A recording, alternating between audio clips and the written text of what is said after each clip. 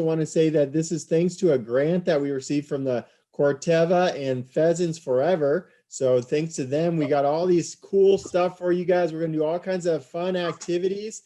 And I'm going to introduce you to Jennifer and Casey, who will introduce themselves. And they've got an activity to start off with you guys for the day.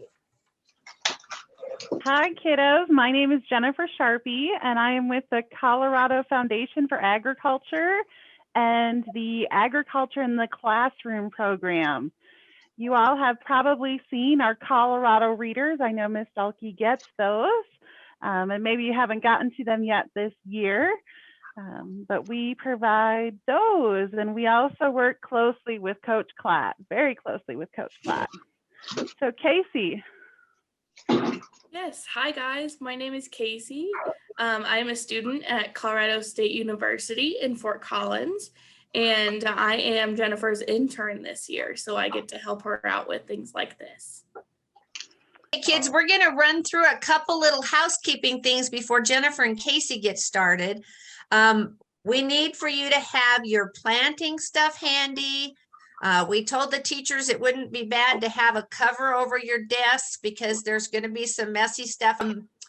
We want to kind of go through the things you're going to need: your yellow rock and your Sharpie, your pot and your potting soil and your pea gravel and your seeds, and then your glove that's in a Ziploc baggie with all your seeds. So if the teachers have already passed those things out, that's great. If they haven't, they need to get those to you so we can proceed.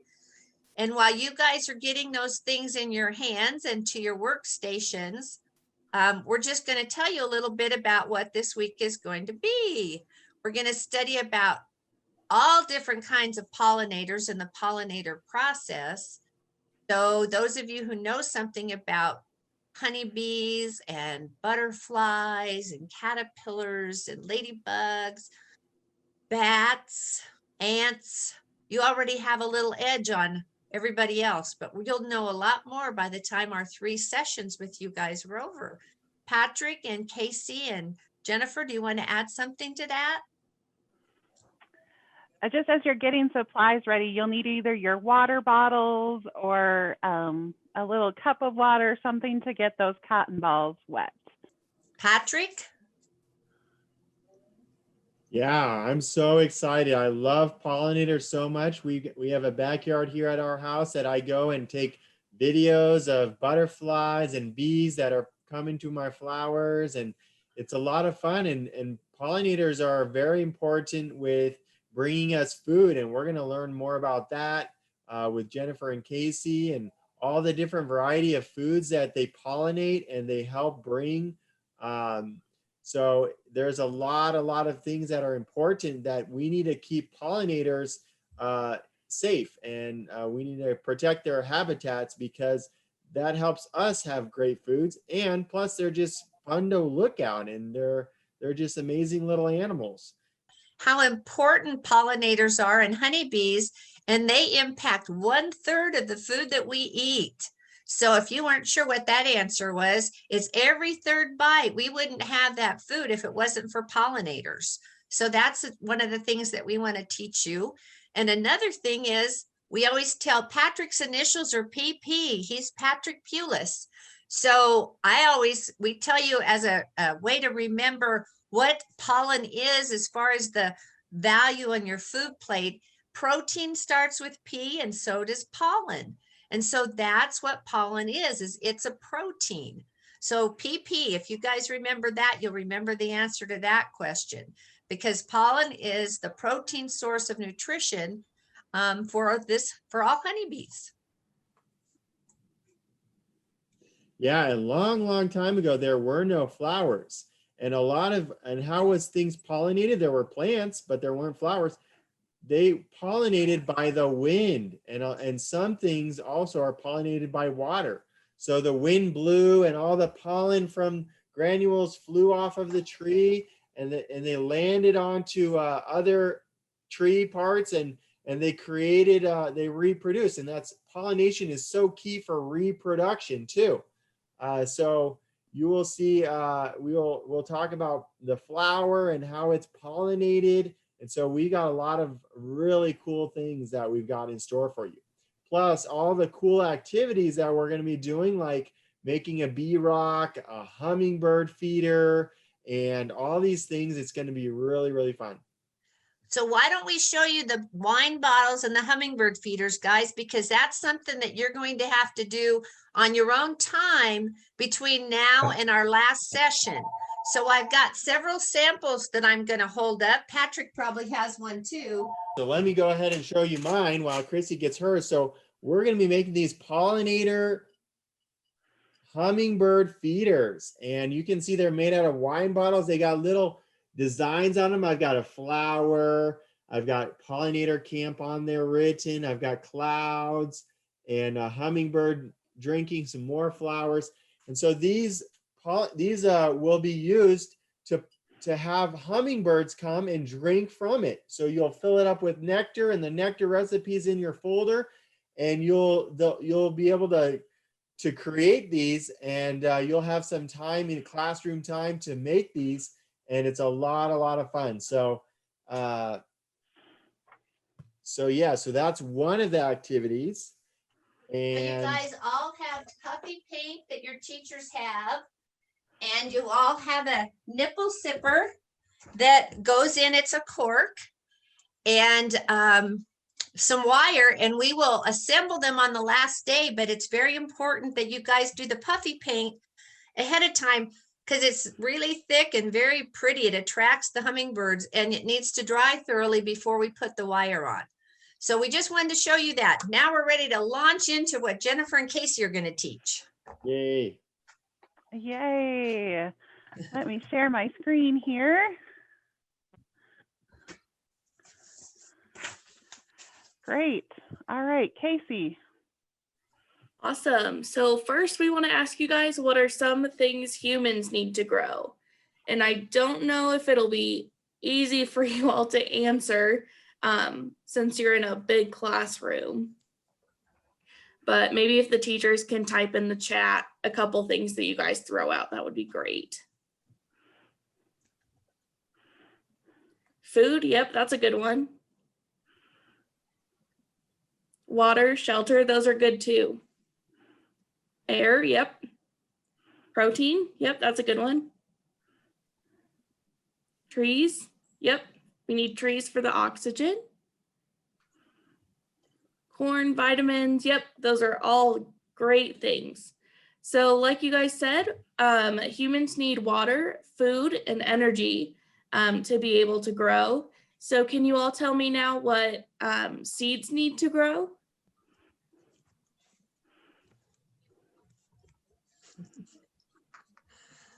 Water, yep, that's good.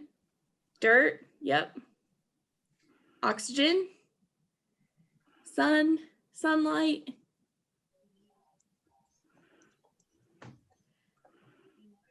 Awesome, yep, those are all good things. So the three things that seeds need to grow are sun, oxygen, and heat. And so they need those things in order to germinate and grow. So before we get to our activity today, we're going to go over a little bit of vocabulary. So germinate is the term that we use when plants begin to grow.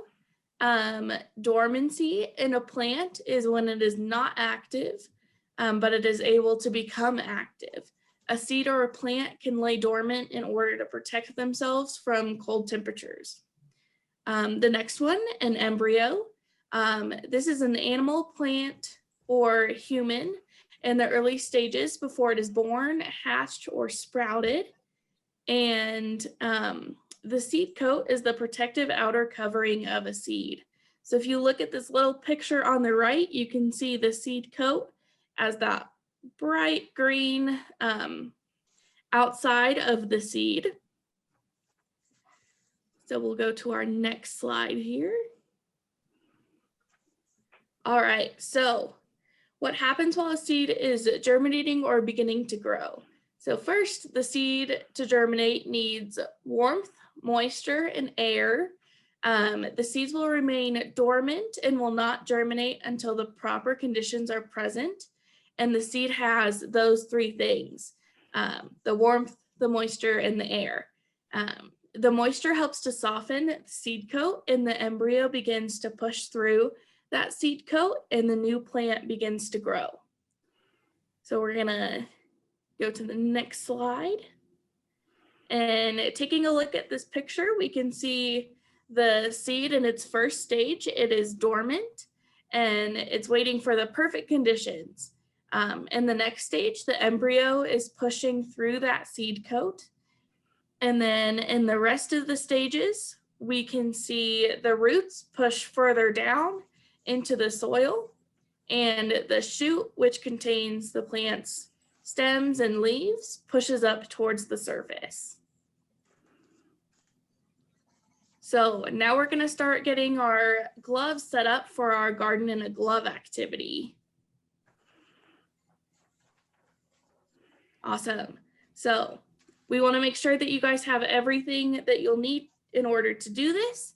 So you should have a glove, a permanent marker, 5 cotton balls, your little cup of water, a paper towel or something so that your seeds don't roll all over the place, your bag of seeds, and then some tape.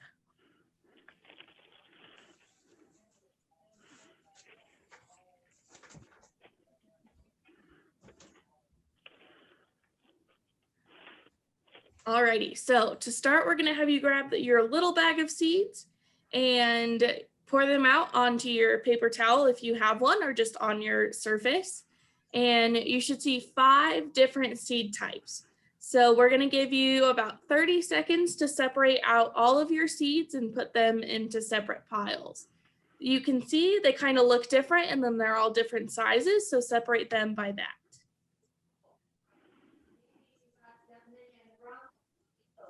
Let everybody grab them. Be super careful as you're dumping your seeds out because they kind of tend to go all over. Home to the hotel.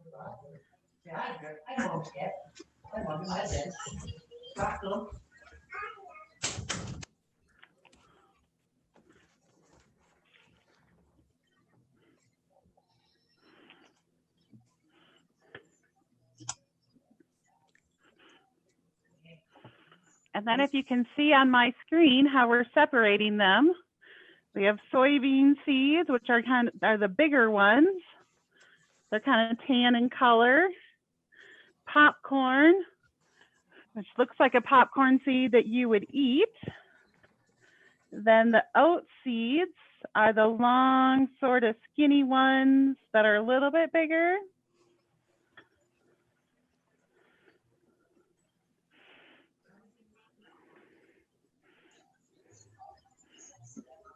And then the wheat seeds, the tiniest ones are the alfalfa. So the wheat seeds are in between the oats and alfalfa in size.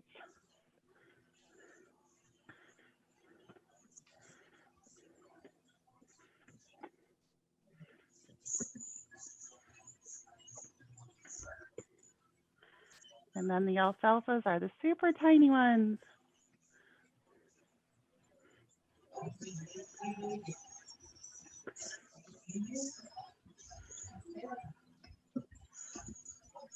All right. Awesome. So now you guys are going to grab your glove and your permanent marker, and you're going to write the name of the seeds on each of the glove's fingers. So you'll write 1 seed type per finger. And if you look at Jennifer's screen, she has all of the labels that you should have on your fingers.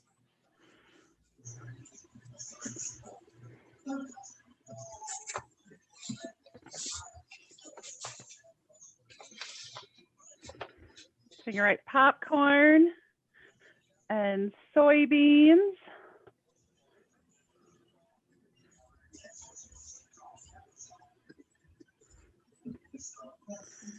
Oats.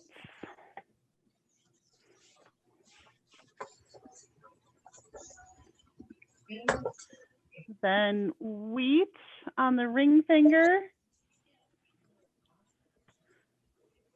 And then alfalfa on the pinky. So we'll give you just a few minutes to make sure everyone gets those written on there. Jennifer, if you lay the glove on the white paper towel, I don't know if that'll mess your seeds up, but then they can read it. Oh, there you go. That helps me.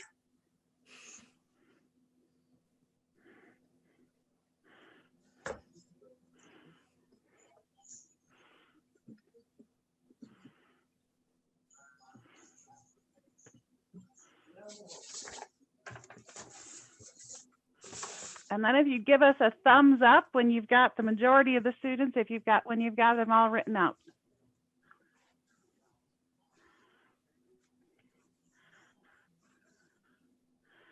So it's popcorn, soybeans, oats, wheat, and alfalfa.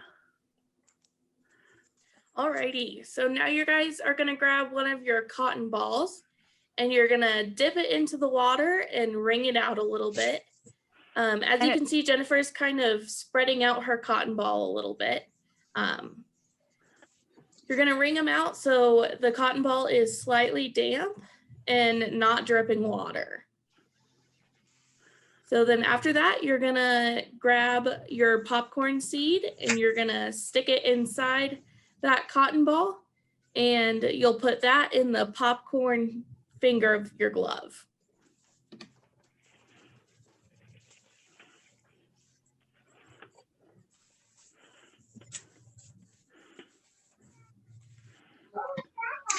And then next you'll do the same thing with the soybeans.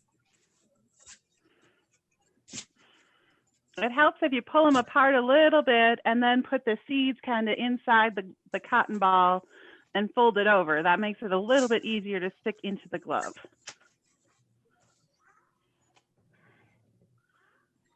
Yeah.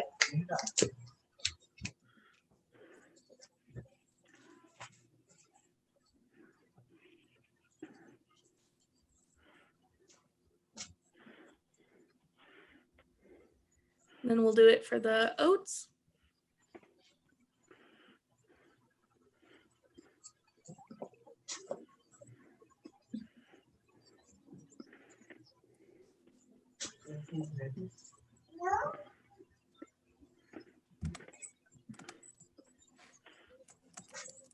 Isn't this fun?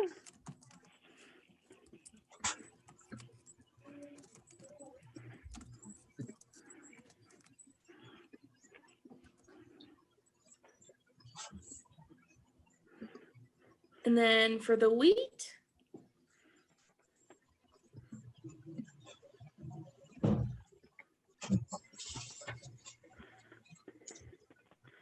And if you don't put all the wheat and alfalfa seeds in, that's okay. We gave you extra in case you lost them or they rolled away, or because they're kind of tiny seeds. As long as you have at least a couple in there. So for the next few days, we're going to watch them sprout. And as Casey talked about, you're going to see the roots and the stems, the shoots.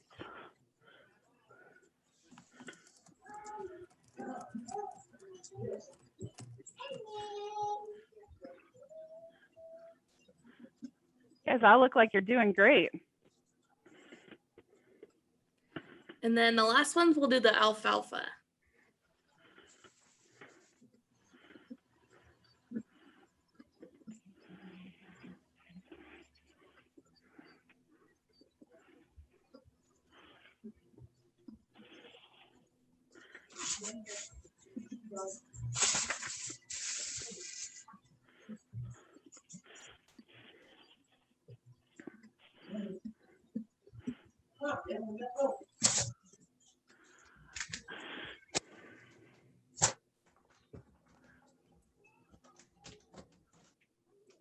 Alrighty, and then you guys will keep an eye on your seeds over the next couple weeks, and you'll write any observations down on your student observation worksheet in your folder. Each day we meet with you guys, we'll ask if you see any signs of germination in your seed. And then on the last day, we'll take a look at our seeds and talk more in depth about the changes that we see. Oh, you can tape them to the glass on the window. Over the next few days of your class, you'll want to take a look at your seeds and then record your observations on the sheet. And then you'll see if they're sprouting.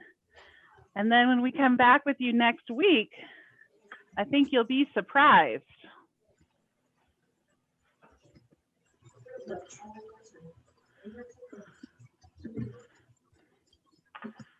And that's all Casey and I have for you. We talked about how wind and water can pollinate. Well, one of the most effective animals that pollinates is a honeybee. And they are super strong flyers. They have a lot of hair on their bodies, and pollen gets stuck on their bodies. And pollen is found inside the flower. It's a little grain, a granule of pollen, and those pollen get stuck on the hair of the honeybee.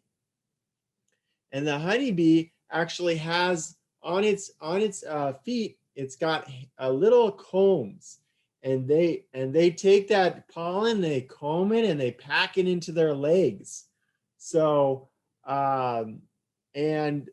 so like I said, the honeybee is the most effective pollinator animal out there. And the honeybee lives in big colonies, and inside the colonies can be 50 to 60,000 bees in one colony.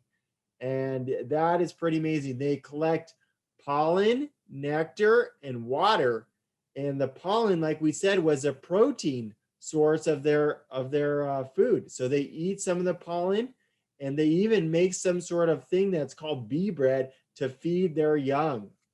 So we're going to meet the beekeeper in a little bit. We're going to actually meet a beekeeper and actually see a hive. But first, we're going to start looking at the flower. Like I said, pollen is found on the flower, and we're going to look at the parts of the flower. All of the children have their pocket folders by their workstations, because we're going to be referring to things in this and for them to do some fill in the blank stuff. So there's a green divider right behind the handout that Jennifer gave you, which is about the garden or the farm in the glove. And then there's a backside to that the kids will be logging information with Jennifer and Casey. But the next page has a lily photo, little line art. And Patrick's going to go through the different parts of the flower, the male and the female, so the kids can learn a little bit about how the pollination works with the different pollinators and what they do when they go into a flower and where the pollen comes from. Okay, so yeah, so if everyone can look at their little flower in their book, it's right after the first green divider, just like Christy said. So if you look at a flower has many, many parts, and it's really interesting. So if you look at a flower, sometimes the flower is just ready to bud and ready to bloom out into a full-grown flower. And right in the very beginning, the flower is kind of closed. Now there are some, the things that enclose the flower are actually, they're called sepals. So the sepals are kind of like petals, but they're the ones that cover and protect the flower. And as the flower blooms and opens up, you will find these big circles that are on the edge of the flowers that are the petals. Now everyone knows what a petal is, right? So inside the flower, if you look on the flowers, there is a really, really long stick that is in the very center of the flower. And that, and Chrissy's pointing it out, that is called the pistil. It's the whole thing is called the pistil. And that is where the bees come in and they slurp in and suck the nectar from it. And that is actually, if you ever notice that a flower has both male and female parts. Now this pistil, the long stick in the middle, is the female part. And at the very top is the stigma, and the style is the long centerpiece, the long stick of the centerpiece, and the very bottom is the ovary. Now, the interesting thing is that when pollen gets into this long stick in the middle, the pistil, it travels all the way down through the stigma, through the style, and down into the ovary. And once it gets in the ovary, that's when it starts creating and swelling up and getting really, really big. Now, let's see if you guys know what it turns into. Now, when it grows really big, what is that ovary becomes? Can the teachers type in the chat some of the answers of the youth, perhaps?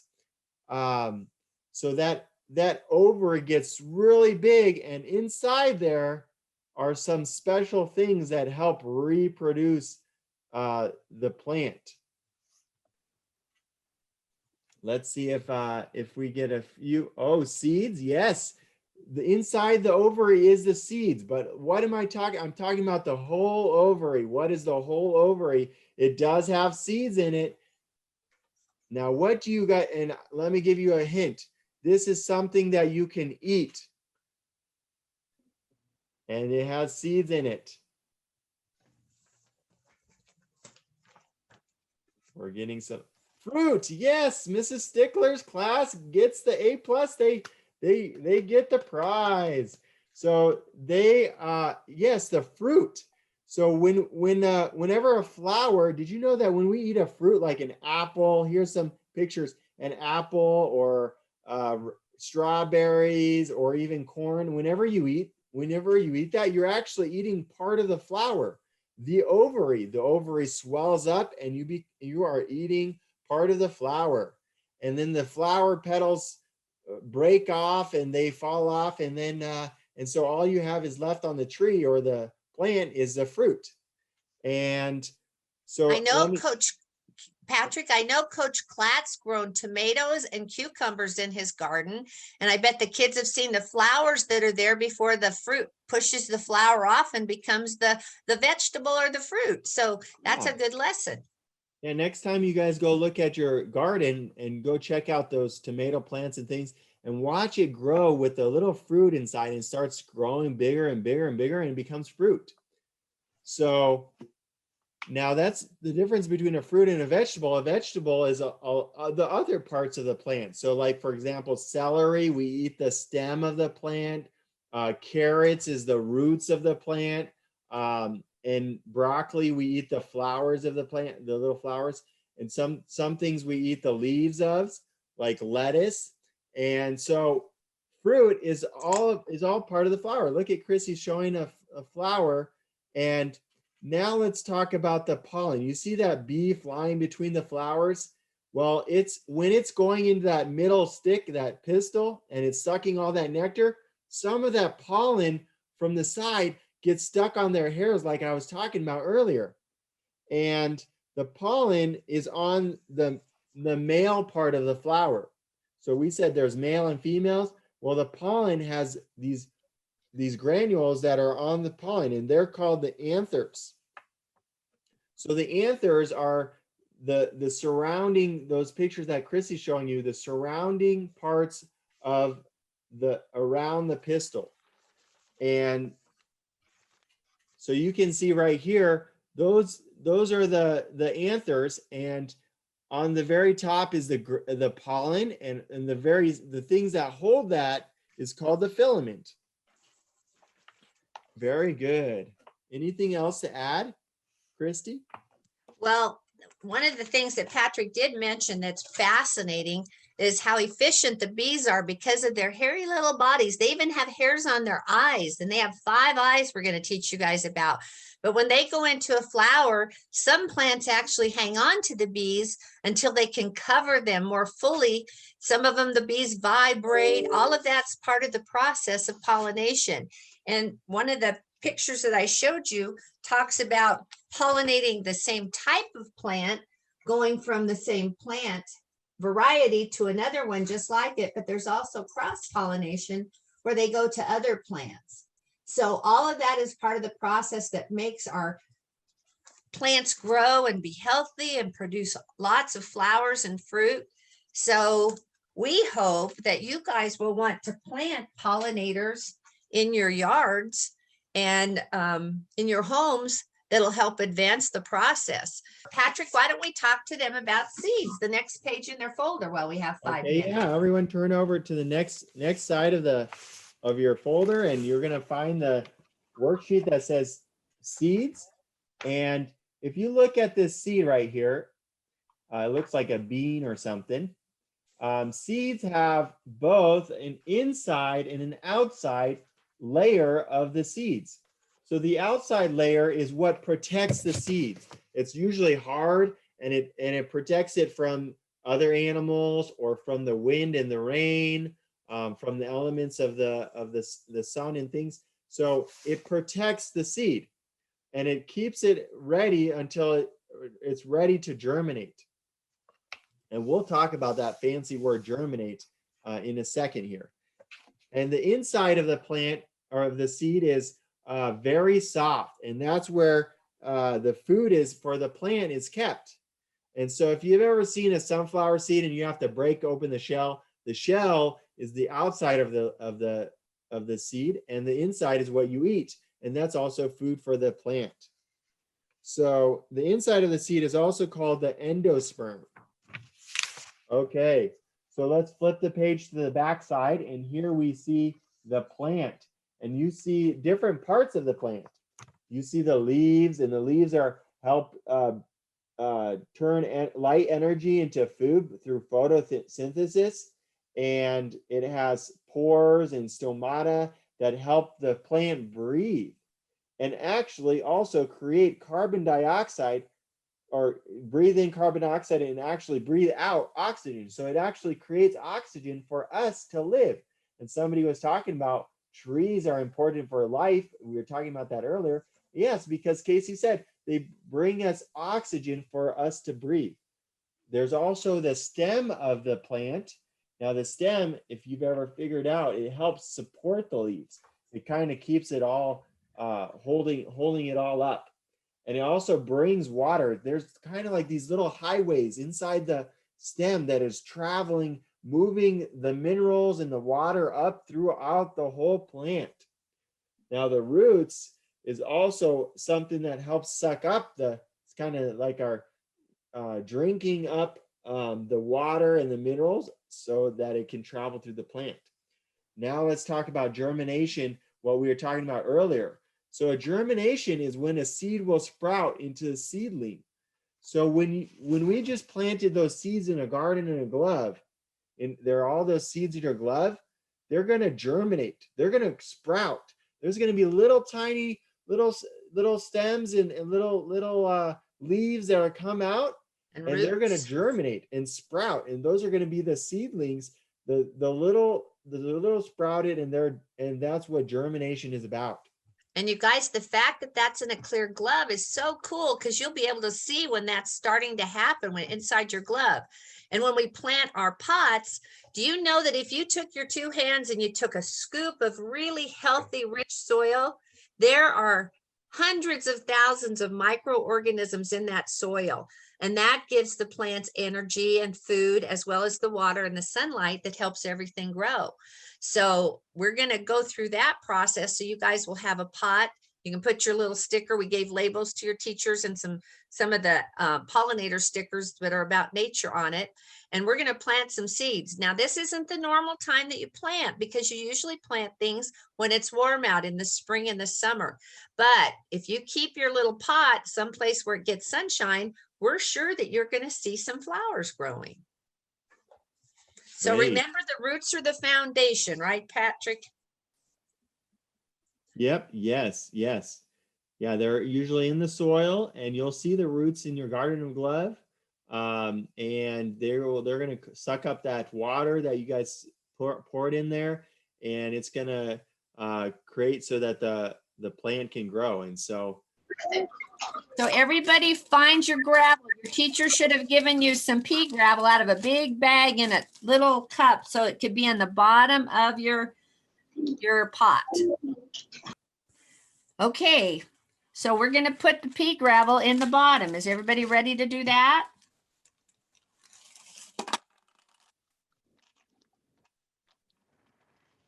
And the reason that we do this is we want your soil to be able to drain when the roots start to go into the potting soil. That's our next step. Because we want it to be very strong because the roots are the foundation of your plant. So does everybody have their potting soil in your bag? So now we're going to put it on top of the pea gravel in your pot. Do they pour all of it, Christy?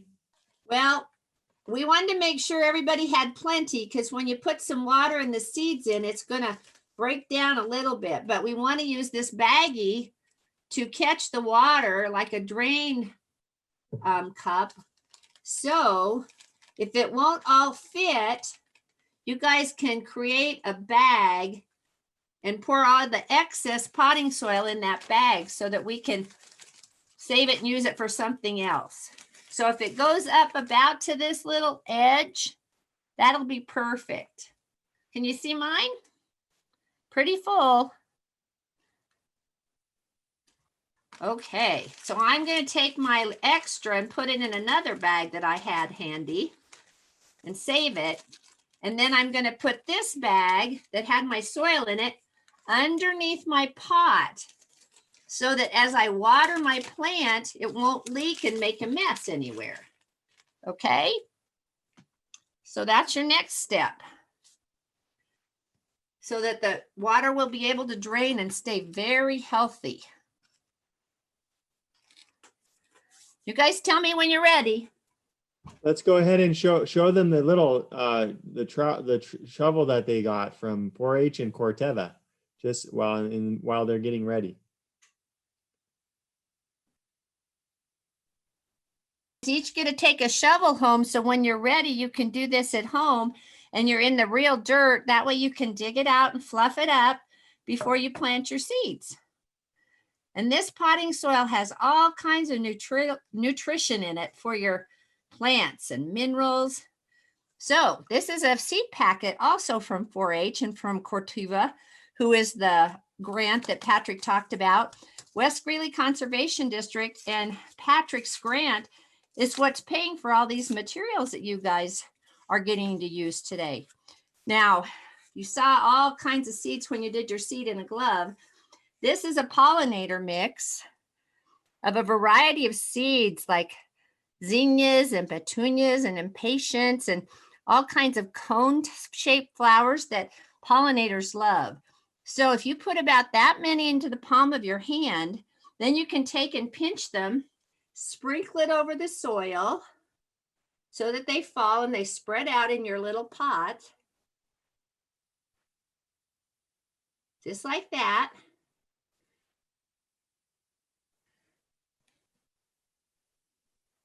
You don't need too terribly many, but you can put quite a few in and then you can save the rest and use it at home.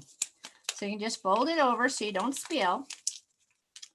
And then what I do is I'll take my little shovel and I'm going to push the tip in to push the seeds down in the soil about 1/2 inch. So that would be like pushing it down to the top wrinkle of the knuckle in your finger. So they're not going to go real deep, but just a little bit.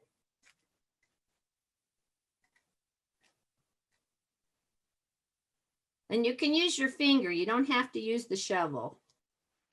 I just thought since we had it, we'd use it. And then you're going to take a spritz of water and you're going to do several pumps into the pot to get the soil nice and damp. Not totally soggy, but just nice and damp, because at the beginning, the seeds need to germinate and sprout like we told you about. So having it nice and wet helps that process. And in your classrooms, I don't know if you have windows so you can put it somewhere where it gets sunlight, but this is something you could probably take home. And when you're taking it home, you can just pull the Ziploc baggie up so you can seal it so it won't spill, and then set it in a window at home so it gets nice sunshine. And then your guys are going to have to remember every morning when you have breakfast to go and give it 3 or 4 spritz of water, okay? I bet your parents all have some kind of water bottle at home. So does that make sense? So we know it needs sunlight. We know it's in healthy soil that we provided. We know it's a good pollinator mix, the kind that will attract pollinators when it grows. And we know that you're going to put it where it gets sunshine and air. And so those are all the factors that every living thing needs: water, air, sunshine. And then when it's something that grows, it needs good, healthy soil. Now, the teachers have some stickers that you guys can put on them to personalize them so you know your pot. You can put your name on it with one of those address labels we provided. And then you can set this aside. But this is something, if you guys want to take it home at the end of today, just pull the baggie all the way up so you can zip it closed. And it should be safe for you to carry, but just make sure it doesn't tip over, because then all your stuff will spill out. It might not spill out and go anywhere except the baggie, but you want to keep it in so it can grow. Okay, so see, we made its own little greenhouse. 2 things can go home with you today if you guys want to take them home and have a way to do it. And then teachers, if you have extra soil from the kids, it was hard to know exactly how much to give them because it does settle a little. But please hang on to that for us and we'll pick it up when we pick up any leftover things. Any questions?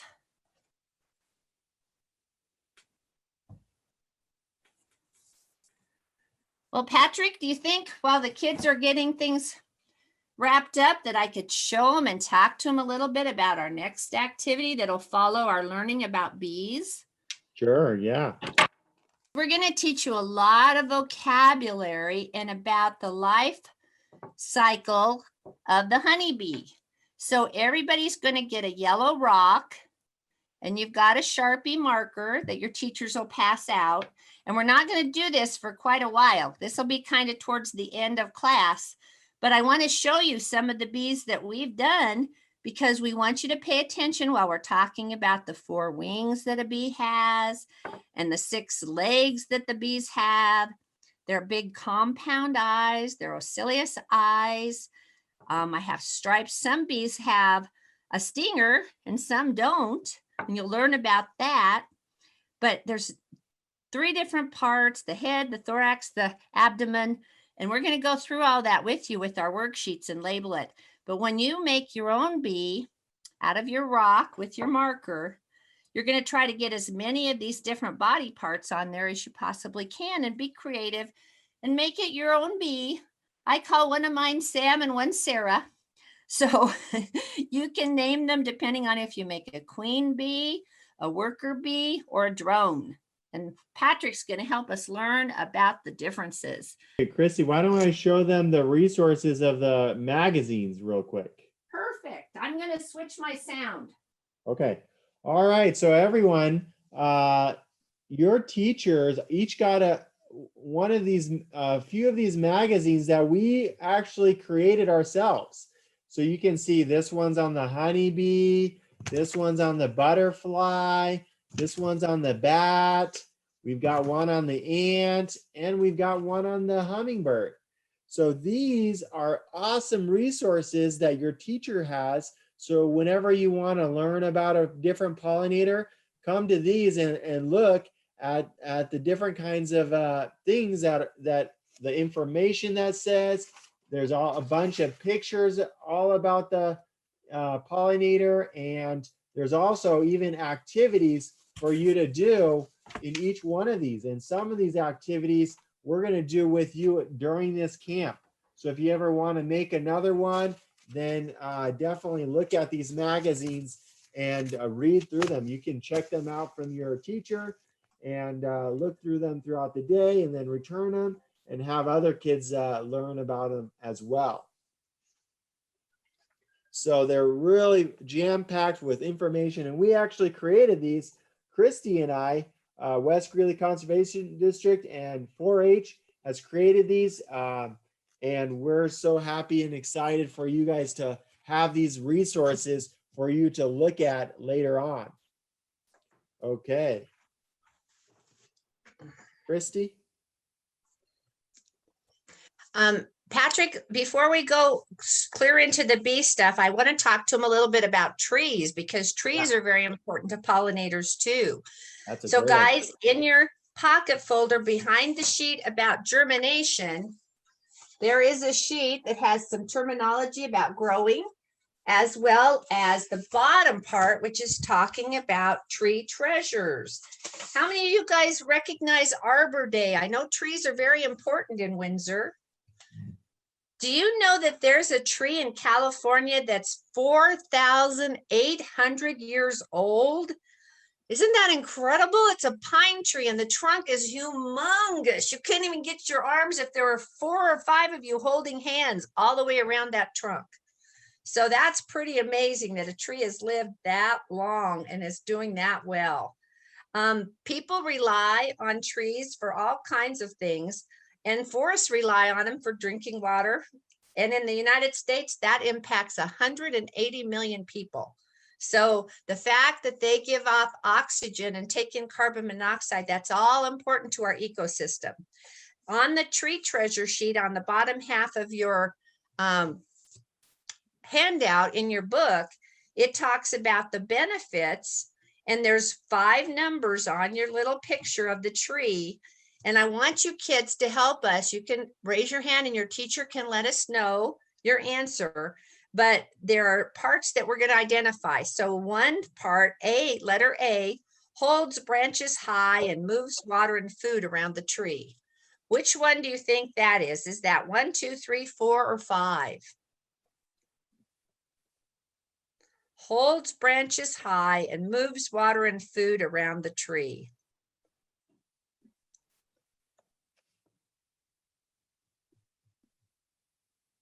Do any of the kids want to take a guess at that one? Someone said 5 for Mrs. Dalkey's class. Nope, 5 isn't right, but you're close.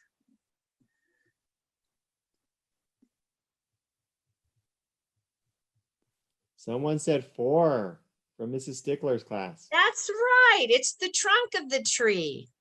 Okay, the next one says it holds soil in place and prevents erosion. Do you guys know that's why conservation districts were started by our government after the period that was known as the Dust Bowl, when soil was more like dirt and dust because it blew all over and it killed animals and it plugged up machinery and people lost their life. This was all part of the Great Depression. They wanted to educate folks to know that they needed to keep things planted to keep soil in place. So what do you think holds soil in place in that picture? Well, Mrs. Stickler's class said 5. Yay, it's the roots, the foundation of all plants and especially of trees. Can you imagine that 4,800-year-old tree and what a network of roots it had under it to keep it up all these years? That's phenomenal. Okay, how about C? Provides shade, it blocks wind, and it helps clean the air. We've already used 4 and 5, so it will either be 1, 2, or 3. What do you guys think? Someone said 1. Both classes said 1. I think you're right. Yay! Yeah, it's that canopy of leaves that covers the top of the tree, and it helps to bring the sunshine in and give all that energy. And then what about it provides food for wildlife? Do you think that's 2 or 3, guys? They said Number 2. 2. Yay! So it could be apples, it could be nuts like acorns, whatever is growing in a tree that provides, or it could be almonds. So that's exactly right. So the last one has to be what? Supports leaves and helps them reach light and home for wildlife. Number 3, the branches. That's right, you guys. Good job. Okay, we're going to try and go through all the life cycle and the parts of the honeybee, and then we're going to show you a video that'll talk about almond orchards and how important pollinators are to them. Before we transfer over though, there's one more thing in your packet under this screen. It's the next page. And this is actually an activity you guys could do at home. You just cut out this flower life cycle from seed to flower, and you can fold it over. You do little slits where the dotted lines are. And then on the back of the instruction sheet, there's a whole bunch of books about plants that you can get at the library or look up online. So that'll give you even more information about the science behind plants and growing plants and the germination of a seed when it wakes up and starts to sprout, as both Patrick and Jennifer told you about, and gets the little stems and the leaves and the roots that all come out when it has good soil, enough water, and enough sunshine. Super. Okay, Mr. Patrick, you want to start us out with the bees? Yeah. So should we go with the parts of the bee, or should we? I would say start with the worksheet that has the different parts of the bee for the kids to label. Okay. But first you might tell them about the 3 different kinds of bees. Yeah. So there are 3 different types of bees that are in the beehive. Now you have one that is the queen bee. She's on this page right here. You can find it in the packet. The other one is the worker bee, and the third one is a drone bee. So can we ask from the class, which one is the male bee? Is it the queen, female, the worker, or the drone? Which ones are the males? Yeah, okay. Mrs. Laura says drones, and that is correct. Yes. Now, if you look at the drones, what do you notice about their eyes compared to the other bees? So what do you see about their eyes? What is different? They're bigger, yes. So the drone bees have big eyes, and the reason why is that they have one task, and that is to mate with the queen bee. And so they need big eyes to spot the queen bee, and so that's why they have really big eyes. The worker bees are the female bees, and the queen bee is also female. But now, what do you notice about the queen bee versus all the other bees? They're big, Mrs. Lorge's class said. Yeah, so she's the biggest, she's the longer or the biggest bee out there, yes. And in fact, the queen bee lays about 2,000 eggs a day. So she lays them in what they call in the honey cells. And let me show you a picture right here. This is right here in the beginning. If you look at that, there is an egg right there. And this is all in the cell of the eggs of the honeycomb. And then it grows bigger and bigger and bigger and bigger. And this is the pupa stage. Go ahead, Christy. So guys, you can see the different stage. It's the larva. And see the honeycomb behind it. And then Patrick showed you the pupa stage. So this is happening down inside the cell. And bees are assigned jobs from the minute that they come out of this larva cell and emerge into being part of the hive society, because they'll be an active member of the colony. Did you guys know that bees never sleep? Never. From the time they're born, they have a job to do. Some of them are guard bees that protect the hive. Some are nursery bees that feed the little larva pupa as it's growing and developing. We've already heard the drones dote on the queen bee, and there's only one queen per hive. So the sole purpose, as Patrick said, of those males is to just fertilize what the queen is doing when she's laying eggs. Go, Patrick. Yeah, let me go ahead and show you right here. This is the honeycombs. Now, bees make honeycomb, and they're made out of wax. And if you look at the honeycombs, they're six-sided. And if you look really closely, there's a bunch of white little things in there. And that's what we showed you. Those are the larvae of the baby bees ready to be hatched. Now, if you look, you see these dark spots that are covered? They're covered with wax, and those are baby bees ready to be born. And over here on this side of the honeycomb, if you look, these are covered with a lot lighter yellow. So right here, this dark for the babies and lighter for what do you think is underneath here? What is under here? Any guesses? Let's see in the chat. What do you guys think is underneath this yellow?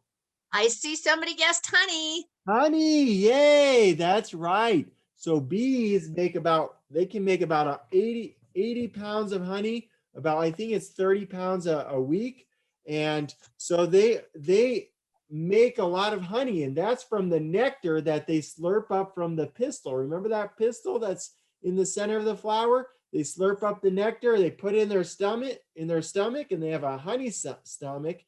And then they create the honey with enzymes, and they spit it back out when they get to the hive, and they make honey out of it, and then they cover it with that yellow wax, and that's why it's yellow. It's covered with honey. Those worker bees who are the foragers and the people that are out, the bees that are out hunting, they bring it back, and a lot of them will regurgitate it and they share it, and that's how they give it to the babies and share it with the other bees that are assigned to stay in the hive all the time. Great. So should we go over the parts of the bee now? I think that this worksheet should be close at hand, you guys, because we're going to label all these parts, and then that's what you'll use when you design your bee rock. Okay, so if you go into your folders, everyone get your folders out, and we're going to be filling this out real quick. It's about the second page of the very front of the folder. So you flip the page 1 or 2 times, and you'll see this bee right here. It's got a bunch of blank lines on it, and it's ready to be filled out. And you know, while they're getting that bound, Patrick, maybe we could tell them just a little bit about the stages and how long it takes for a bee to develop, because it's a little different for the queen, the worker, and the drones, but they're pretty close. Most of it's 16 to 24 days. Yes. So it shows you the pictures of the cells that Patrick talked about. So you can read about that. And Patrick, can you show them the photo hive of a bee, the baby bee, when it's coming out of one of those cells? It's really fuzzy. You guys will see how hairy they are.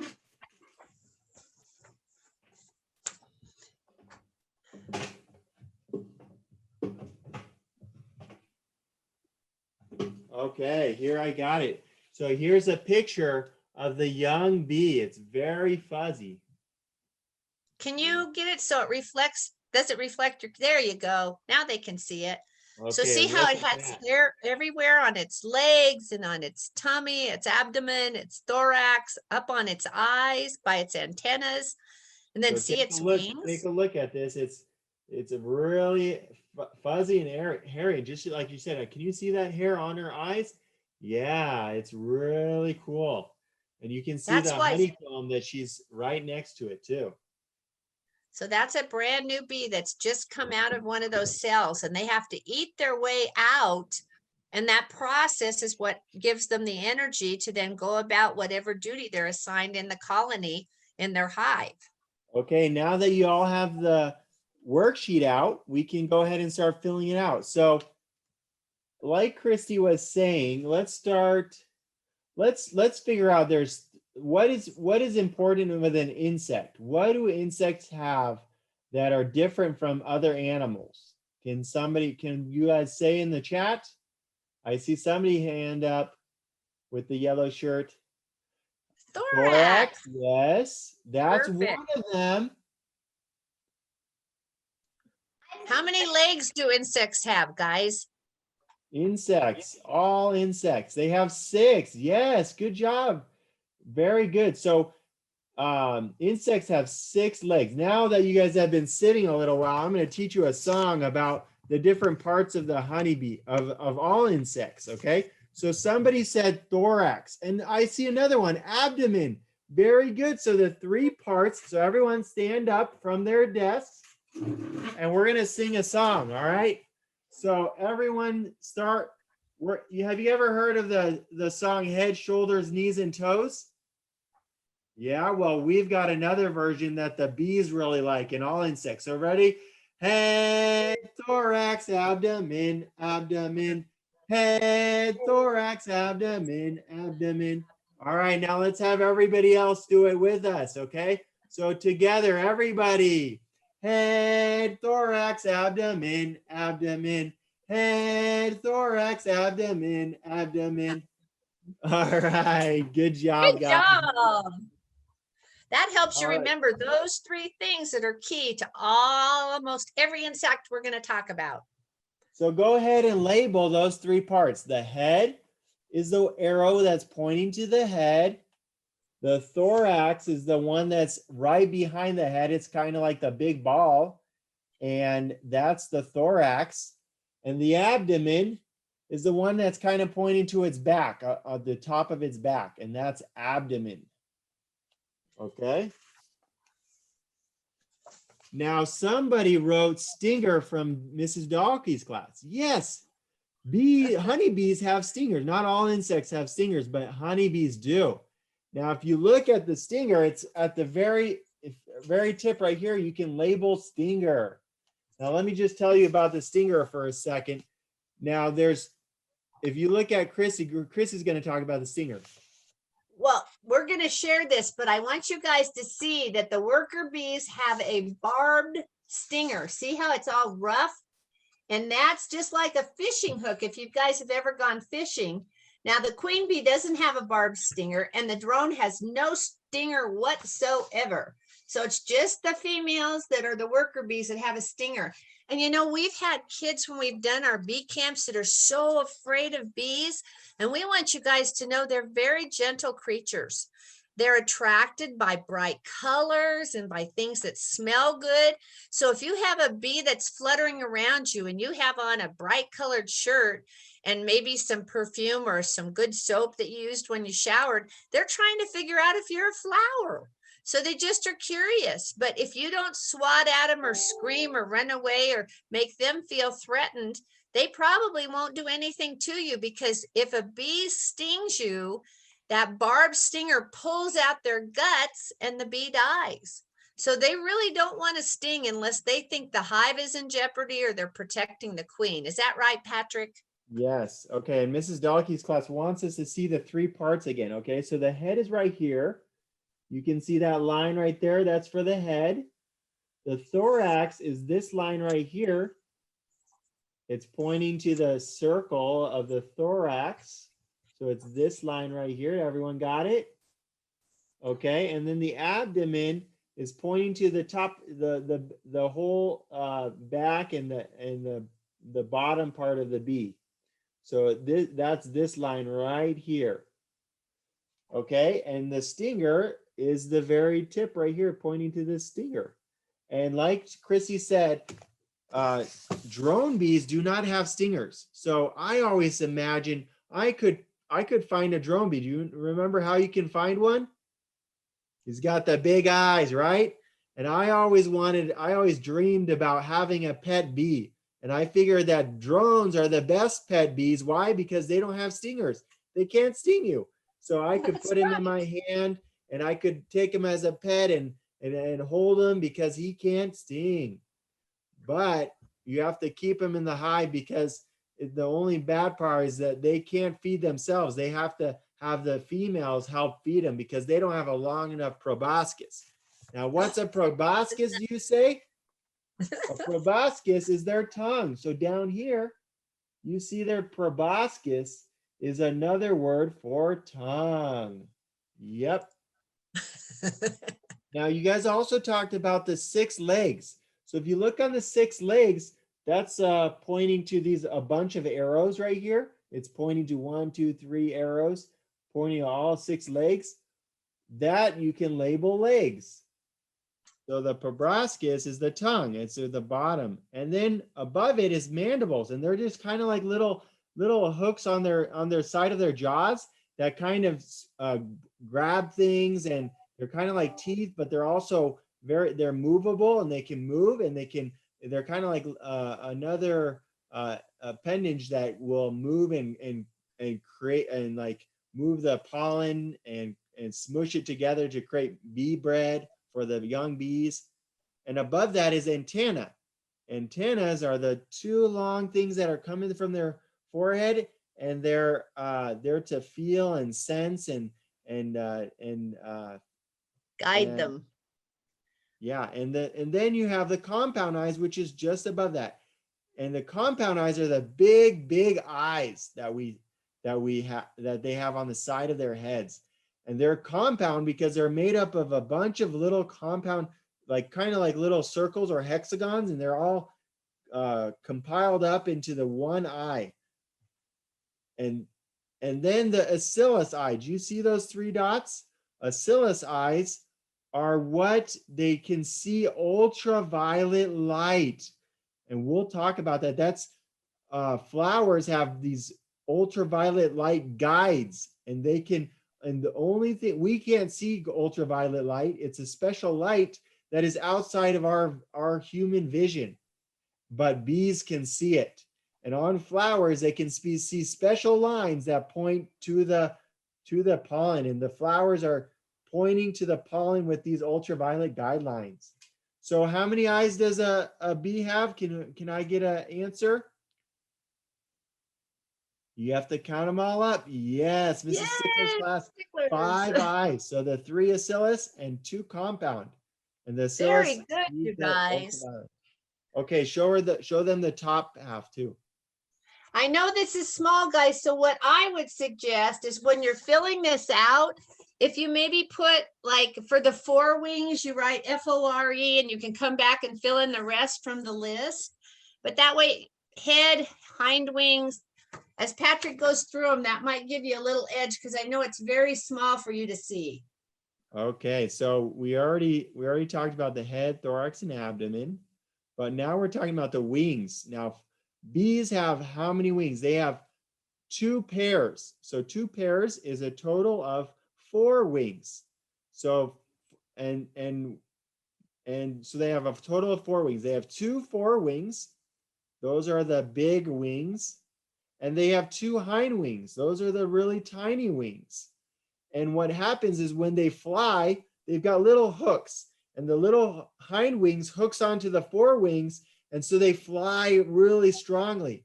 But then when they need to get into a flower, they unhook them, and they can squish and get inside of that flower really easily when they unhook their wings. So it's really, really cool that they can hook these wings together and fly really strongly. And we showed you the thorax and the legs. We looked at the pollen basket and the stinger. And the wax gland is another one that we need to talk about. The wax gland is how they make wax. Yes, bees make their own wax to create their own honey, their own, sorry, help me out here, Chrissy, their own, that's how they cover the cell. They make their cells out of them. Yes. And guys, we're going to do something with that wax, huh, Patrick? The kids are going to make some candles out of some beeswax later in the class. And then you have the midgut. That's where they eat. It's kind of like their stomach and all these different things, intestines and stuff. Then they have a honey sac, and this is a special place where they store all that nectar in the honey sac, and the enzymes changes the nectar into honey, and then they regurgitate. That means they kind of like spit it back up, and they put it in their honey cells, and they dry it up by ventilating it. So does everyone have everything down now? You guys can help each other out. Mrs. Stokey's class needs about 4 minutes, please. No problem. I'm trying to hold it steady, guys, but it's awkward. So if it's too shaky, tell me. Yeah. So honeybees are really fascinating because they have all these interesting things about them. Like we talked about the stinger, the females have that barbed stinger on, and unfortunately, when they sting someone, it gets stuck into the skin of the person, and they can't pull it out, and it's connected to all their midgut and all their insides, that when they pull out, unfortunately the bee dies. So have you ever heard that the bee dies when they sting you? That's true, because the female workers have barbed stingers. Now the queen bee doesn't have a barbed stinger, and she can sting multiple times. So the queen bee has a stinger. The Sorry. worker bees have a stinger, but the drone bees do not have stingers. So you can see we're doing a picture right now of a female worker bee. And you guys, you have all the words on the right side, so you can use those words as you're writing, filling in the lines. Did everybody get the close up of the head already?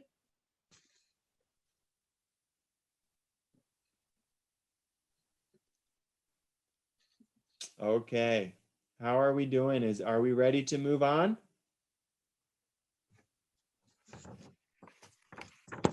Patrick, how about if we show them some other things out of the photo hive? Yeah. So they can see what the queen bee looks like and how they number them in the hive. And here is a queen up close. You guys have these in your book too. It talks about how long they live. Do you know that how long do most bees live, Patrick? Well, most bees live about 30 days, but in the wintertime, they can live 4 or 5 months long. Now, the queen bee, she can live up to 5 years. Now, that's a really long time. That's 5 something. years. And what happens to the poor drone after the queen's done with him, Patrick? Oh boy. So the drone will usually when after mating, a lot of times the drone that has mated with the queen will die. She'll sting the drone in mid-flight. But the other thing is that all the male drones during wintertime, they get kicked out of the hive.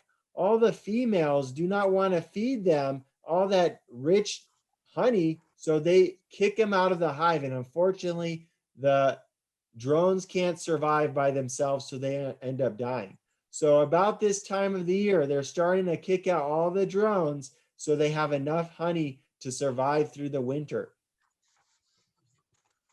And here's the sizes again of the queen bee is the longest, the worker bee is the smallest, but it has a barbed stinger, and the drone bee does not have any stinger, and it's kind of big, and it's got really big eyes.